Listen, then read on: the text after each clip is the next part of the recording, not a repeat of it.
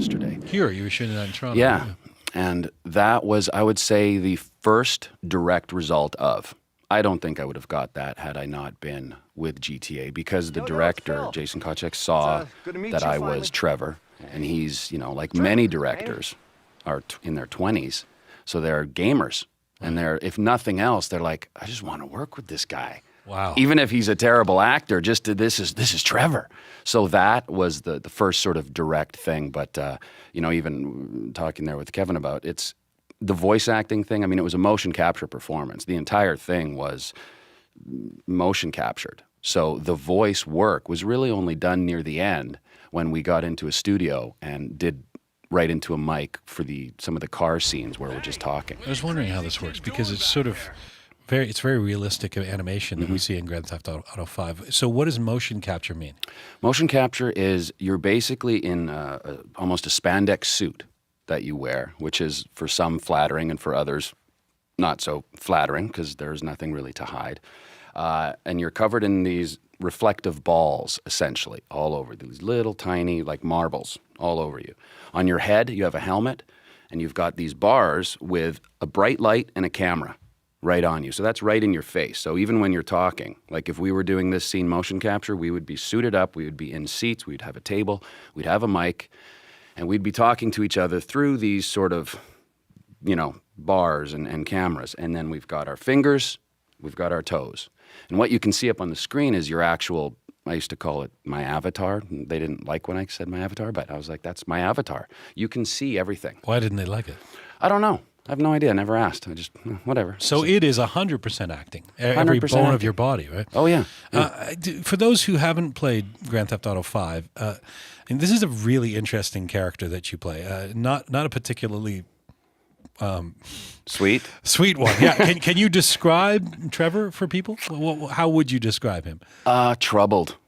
He's troubled. I mean, he's. I tried to do things like the loyalty. I mean, he does have a loyalty. He does have a sense of humor. However dark and sick and twisted it is, there is humor in him. I mean, which is, when people say, "Oh, I found myself laughing and a little uncomfortable laughing," I'm like, "Okay, great. I did my job as far as I'm concerned." Didn't want to make him this one-note psychopath. But he's, he needs that rush. He needs the rush of the be it the drugs or the crime or whatever that fuels him. But he's also incredibly loyal to those around him. If you cross him, he'll. It's interesting because the character is so extreme. He's almost a parody of a bad guy, and yet he feels real. How do you make him real? That was the big challenge. How do you make this guy who's larger than life real? And it was just really about finding the connection with another person. I mean, you find the sense of humor with this guy, find his relationship to other people. And if you're doing your job as an actor and you're communicating those words and you're really talking to the other person, the humanity is going to come through, regardless of the situation, be it ridiculous or not. It feels like we live in an era of amoral bad guys in films and TV, to choose from as influences if you were looking for one. Did you have inspirations from your own viewing, or were you out to make Trevor your own? The biggest, because I'm not a fan of copycatting by any means, but certainly one performance that I recognized that was an influence in there a lot. But I had some strange influences that came into the actual performance of Trevor. But Tom Hardy in the movie Bronson, the movie itself, that sort of glorified, I felt, this terrible man, Bronson. I loved the film, but it was somewhat of a glorification. But that performance that Tom Hardy gave had that larger-than-life theatricality to it, but there still was this humanity and sense of humor, even though I didn't like the guy. So what Tom Hardy did with Bronson, I certainly looked to that, but then I also looked at a film like Bullhead, where he has this intensity. So certain roles like that, I certainly looked at and watched. Well, one of the things your character, Trevor, does in this game, I mean, I guess the most controversial aspect of the game is torture someone very, very brutally. Describe what you had to do in that scene. That one was just purely, all I really remember was the technical shooting of that.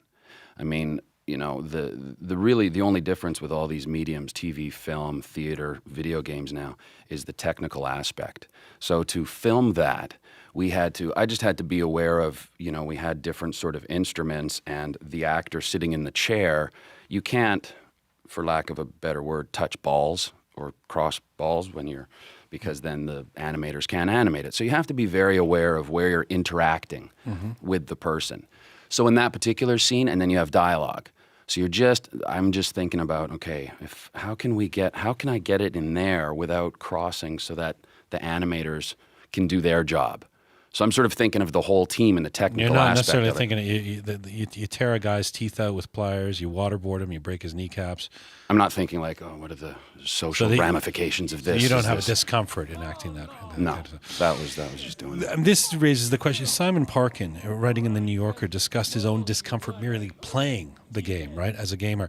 And he wrote that video games might actually have a greater moral responsibility than cinema because, as he put it, when we watch a violent scene in a film or read a description of violence in a novel, no matter how graphic it is, we are merely spectators. In video games, we are active, if virtual, participants. What do you make of that? Do you think video games should be judged with a higher moral bar than other art forms? No, because I think, you know, the torture scene is no better or worse than what you see, even like what Breaking Bad does. I mean, there's even on television now, forget the cinema, what we see on TV is getting more and more graphic and more violent. And I understand his point regarding that because you're the first player, the interaction might heighten it, but and is a kid playing that going to have the context or the moral nuances, you know? I think if the kid has good parenting, I mean, I'm kind of old school with the idea of if you have parents that communicate. Now, we get it, okay, what if you don't have the parenting, you don't, but it's not the video game's fault. It's just like video games don't cause violence any more than the heavy metal music causes violence. I think that whole argument is like those are people that sit back and probably don't do anything about it. You know, you got to participate. I mean, if you have a child playing these games, talk to your child. Why do you like watching this? What's exciting about this? And it's that is the problem. I think the human communication needs to strengthen and quit worrying about. My name is Sean Fontino, but everybody know me in the streets as Solo. Yeah, not just Solo. Everybody got love for Big Solo, man. Solo was the nigga. Watts, man, from LA, and well, I'm currently the video game actor for Grand Theft Auto 5. I play the character Franklin. Fuck you, bitch! Oh, you tryna roll on me, fool? Can't repo the assets of a dead man, big sitting cheap asshole. Well, from a teenager, man, you know, I was a rebellious little dude, man. At that time when I was living with my grandmother, I was from a neighborhood around here called Neighborhood Crips. I got into the streets, man. You know, I was young, I was probably like 12. But you can pull a lot over on your grandmother and your grandparents than you could over on your parents. A little bit of trouble when they was young. You know, we lived through all of the trouble part of it. I can honestly say that I know what it feels like to be on both sides of the gun, you know what I'm saying? That's what I went through in my life, man. From coming from selling drugs and gangbanging, being in the worst shit in my life, well, I call it hell. Los Angeles approach control, this is Cessna 0281 Echo 119.3, over. Cessna 81 Echo, Los Angeles approach control, roger. I was classified at that era as a baller. You had it all, everything. You know, y'all know. Nigga had birds, money, Lolos, SS Impalas. Now this right here is the house I grew up in, man, 374. It look a lot better than what we had, man, you know what I'm saying? When the bullshit came, man, when this is where it came from. Before that, man, you know, I was just a normal little kid. Just crazy, man. I got so many memories right there, man, selling crack, shootouts, motherfucker try to kick the dough in on me and my moms and my sister. A lot of shit came from this house to that house, man. We used to stand out with guns right there, guns right here. When motherfuckers come up the street, major shootout, man. Non-stop, dude. You ain't nothing but a punk. I got Young Melee, man.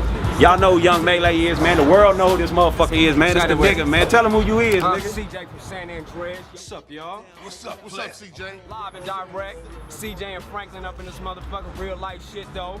I was fucking up over here, too, as a young dude, but I got up into my age right here. This was with me and Cam, the rapper, man. An incident happened.